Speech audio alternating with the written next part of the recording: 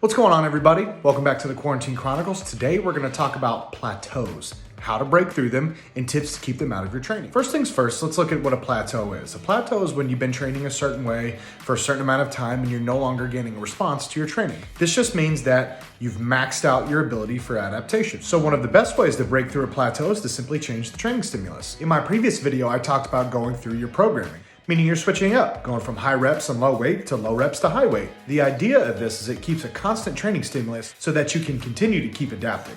If you fall into the same habits over and over and over because you're comfortable with it, you like it, or it's easy, then you're inevitably going to plateau.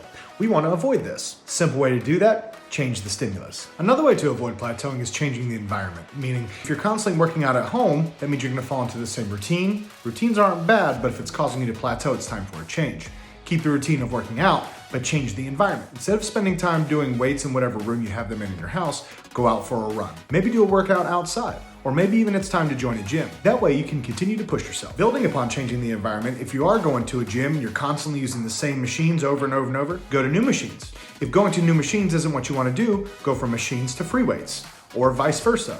If you're constantly using free weights, incorporating machines in can also add in a change in training stimulus. Changing the type of workout. If you're constantly doing something like a HIIT training, why don't you back out of it and jump into a strength phase? Or vice versa. If you're constantly in a strength phase, jump into some sort of high intensity work to increase your aerobic base. Another way is you can add in new elements to your workout, such as if you're doing all weights all the time, start to introduce cardio into your workouts and have cardio and core days instead of weight days. If you're not often doing beach body or bodybuilder types of training, try to incorporate that into your training. All of these are inviting new stimuli that's going to lead to greater adaptation to avoid all of your plateaus. Touching back on the environmental change, you can change the type of your training and the location of your training. Step out of using weights or doing your cardio and hop into a body of water, whether it be a pool at your gym or the lake beside the house. It'll do a lot for your training and allowing your joints and your body to recover because it's less impactful, and you'll feel as if you're working muscles you didn't even know you had. All these allow for different changes to happen within your body, specifically within the musculature. So any or all of these will allow you to avoid plateauing. Thanks for watching. If you'd like to contact me, do by email, jeff@njfast.com.